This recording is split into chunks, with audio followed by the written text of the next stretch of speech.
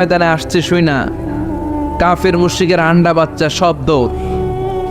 কারণ বিশ্বনবী কোনো যুদ্ধে গেলে বা কোনো জায়গায় দাঁড়ালে ওনার ডানে বায়ে সামনে পেছনে 1 মাসের এরিয়ার মধ্যে যদি কোনো কাফের মুশরিক থাকে তাদের অন্তরের ভেতরে বিশ্বনবীর ব্যাপারে ভয় আর ধুকধুকানি তৈরি করে দেয় কে? বিশ্বনবী তাবুকের ময়দানে গেলেন।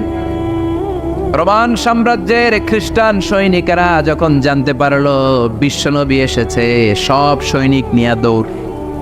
আইজো দৌড়, কাইলো দৌড়, কই যুদ্ধের দরকার নাই, ভিক্ষা লাগবো না, আগে কুত্তা ঠাগান, সব দৌড়। কোনো যুদ্ধ ছাড়াই বিশ্বনবী জিতে গিয়েছে। কোন সুবহানাল্লাহ। বিশ্বনবী আল্লাহর শুকরিয়া করলেন। হঠাৎ বিশ্বনবী দেখলেন আকাশের সূর্যের আলো ক্ষীণ হতে শুরু করেছে, কমতে শুরু করেছে। তিনি খেয়াল করে দেখলেন এর কারণ সাইয়েদনা জিব্রাইল বিশাল ফেরেশতাদের বহন নিয়ে পৃথিবীতে নেমে আসছেন। পড়েন সুবহানাল্লাহ। এসে বললেন, ইয়া রাসূলুল্লাহ, আমি 1,40,000 ফেরেশতা নিয়ে নেমে এসেছি। আপনি কি জানেন না, ঠিক একটু আগে মদিনাতে আপনার এক প্রিয় সাহাবা, তার নাম হচ্ছে মুআবিয়া ইবনে মুআবিয়া আল মুজানি, একটু আগে শেষ নিঃশ্বাস ত্যাগ করেছে। বিশ্বনবী বললেন, ইন্না লিল্লাহি ওয়া ইন্না ইলাইহি রাজিউন। সাইয়েদনা জিব্রাইল বললেন, ও নবী, আপনি কি আপনার প্রাণের সাহাবীর জন্য গায়েবানা জানাজা পড়বেন না? বিশ্বনবী বললেন, অবশ্যই পড়ব। গায়েবানা জানাজা চিনেন তো? এটা পড়া কিন্তু সুন্নাহ। সামনে লাশ নাই, কিন্তু আমি ইমাম, সবাই দাঁড়ালেন পেছনে, আল্লাহু আকবার, 4টা তাকবীর দিয়ে আমরা নামাজ পড়লাম, মৃত ভাইয়ের জন্য দোয়া করলাম, এটার বলে গায়েবানা জানাজা। সুবহানাল্লাহ পড়েন। বিশ্বনবী বললেন, অবশ্যই পড়ব। সাহাবীদের মধ্যে ঘোষণা দিলেন, ও সাহাবারা, তোমাদের ভাই মুআবিয়া ইবনে মুআবিয়া আল মুজানি কিছুক্ষণ আগে মদিনাতে ইন্তেকাল করেছে। তোমাদের ভাইদের জন্য সবাই বাইরে বের হয়ে আসো, এই মাত্র আমরা এই মুহূর্তে আমরা গায়েবানা জানাজা পড়ব। বিশ্বনবী প্রথম কাতারে দাঁড়ালেন, হাজার হাজার সাহাবারা লাইন ধরে দাঁড়ালো। সাইয়েদনা জিব্রাইল 1,40,000 ফেরেশতা নিয়ে সাহাবাদের পেছনে 2টা লাইনে দাঁড়িয়ে গেলেন। প্রথম লাইনে 70,000, দ্বিতীয় লাইনে আরো 70,000, 1,40,000 ফেরেশতাদের বহর। আর সাহাবারা মিলে আল্লাহু আকবার বলে গায়েবানা জানাজা শুরু করলেন। নামাজ শেষ। বিশ্বনবী তো অবাক, ঘটনা কি? কোন সাহাবীর গায়েবানা জানাজায় তো ফেরেশতা নামে না আকাশের উপর থেকে। বিশ্বনবী জিজ্ঞেস করলেন, জিব্রাইল, কোন সাহাবীর গায়েবানা জানাজায় তোমরা আকাশ থেকে এত ফেরেশতার বহর নিয়ে নামো নাই? কি এমন আমল করেছে আমার মুআবিয়া? কি এমন ভালো গুণ ছিল, ভালো আমল ছিল, যার কারণে আরশের উপরে তার এত সম্মান, যার কারণে 1,40,000 ফেরেশতার বহর নিয়ে তোমরা দুনিয়াতে নেমে এসেছো? সাইয়েদনা জিব্রাইল বললেন, নবী, তেমন কোনো বড় আমল নয়, ছোট্ট একটা আমল, কিন্তু আমলটারে ভালোবেসেছে কে? আপনার এই প্রিয় সাহাবী হাঁটতে বসতে চলতে ফিরিতে সব সময় পড়তো, কুল হুয়াল্লাহু আহাদ আল্লাহুস সামাদ লাম ইয়ালিদ ওয়া লাম ইউলাদ ওয়া লাম ইয়াকুল লাহু কুফুয়ান আহাদ। পড়েন আল্লাহু আকবার। এজন্য বেশি বেশি সূরাতুল ইখলাস তেলাওয়াত করতে রাজি আছেন তো? মনে থাকবে? বিষ্ণু ঈসা ইসলাম প্রতিদিন ফজরের নামাজের পরে, মাগরিবের নামাজের পরে, ওয়া ইনদামা ইয়ামশি ইলা ফিরাশিহি, রাতে যখন বিছানায় যাবেন, এই 2 হাতকে একত্রিত করে সূরাতুল ইখলাস পড়তেন, সূরাতুল ফালাক পড়তেন, সূরাতুন নাস পড়তেন, পড়ে হাতে ফু দিতেন। সহিহ হাদিস। ফু দিয়ে এই ফু দেওয়া হাতটা সারা দেহের মধ্যে ইয়াবদাউ বিহিমা রাসাহু, মাথা থেকে শুরু করে পা পর্যন্ত এভাবে মেসেজ করে দিতেন, মালিশ করে দিতেন। সুবহানাল্লাহ পড়েন।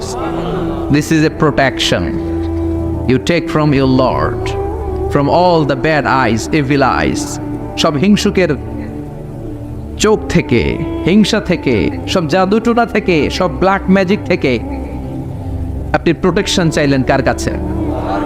সকালবেলা যদি এই 3টা সূরা পড়ে ফু দেন, এটাকে আরবিতে বলে কুল আস-সালাসা, কারণ এই 3টা সূরা শুরুতেই কুল আছে না নাই? কুল হুয়াল্লাহু আহাদ, কুল আউযু বিরাব্বিল ফালাক, কুল আউযু বিরাব্বিন নাস। এজন্য 3টাকে আরবিতে বলে কুল আস-সালাসা, মানে 3 কুল। কি বলে? 3 কুল। সূরাতুল ইখলাস, সূরাতুল ফালাক, সূরাতুন নাস। ফজরের পরে, মাগরিবের পরে আর বিছানায় যাওয়ার সময় 2 হাত একত্রিত করে ফু দিবেন, সারা গায়ে মেসেজ করবেন। মনে থাকবে? আজকে থেকে মনে থাকবে তো? কালকে থেকে এটা আমল করা যাবে না?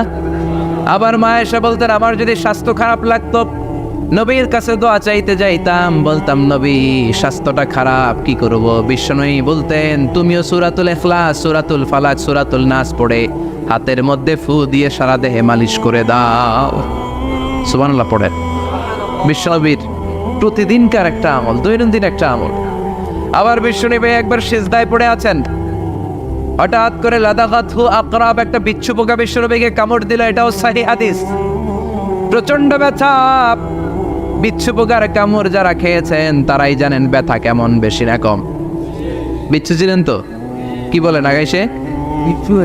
বিচ্ছু কয় এই বিচ্ছু পোকা কামড় দিয়েছে, প্রচন্ড ব্যথা পেয়েছে বিশ্বনবী। বিশ্বনবী বললেন লানাতুল্লাহি আলাল আকরাব, এই বিচ্ছুর উপর আল্লাহর লানত। মুসল্লিও ছিলেন না, নবীও ছিলেন না, কামড় তো দিয়ে বসছে। বিশ্বনবী বললেন লবণের পানি গরম দাও। লবণের পানি আনা হলো। বিশ্বনবী বললেন আঙ্গুলের মধ্যে ঢালো। পানি ঢালতে শুরু করা হলো, আর বিশ্বনবী পড়তে আরম্ভ করলেন কুল হুয়াল্লাহু আহাদ আল্লাহুস সামাদ লাম ইয়ালিদ ওয়া লাম ইউলাদ ওয়া লাম ইয়াকুল লাহু কুফুয়ান আহাদ। পড়েন আল্লাহু আকবার। এজন্য সূরাতুল ইখলাস এটার জন্য আমাদের দৈনন্দিনকার একটা আমল হয়, প্রতিদিন যেন আমরা এটা পড়ি, তাহলে আমল নামা সওয়াব দিয়ে পূর্ণ করে দিবে কে? এই মাক্কি সূরাটি কেন এবং কোন সিচুয়েশনে, কোন পরিস্থিতিতে মক্কায় নাজিল হলো তার একটা ব্যাকগ্রাউন্ড আছে। এটাকে বলে শানে নুজুল। কেন নাজিল হলো শুনতে মনে চায়? কষ্ট হচ্ছে না তো? আলোচনা কি কঠিন হচ্ছে না সহজ? আন্ডারস্ট্যান্ডেবল, বোধগম্য হচ্ছে? বোঝা যায় না? বোঝা যায়? আলহামদুলিল্লাহ পড়েন। মক্কার লোকেরা এসে বিশ্বনবীরে ধরলো, ইয়া মুহাম্মদ বাইয়িন লানা সাল্লাল্লাহু আলাইহি ওয়াসাল্লাম বাইয়িন লানা নাসাবা রাব্বিক। ও আব্দুল্লাহর বেটা মুহাম্মদ, তোমার রবের নসব নামা বর্ণনা করো। কি নামা? কথা কন। নসব নামা বুঝেন তো কি?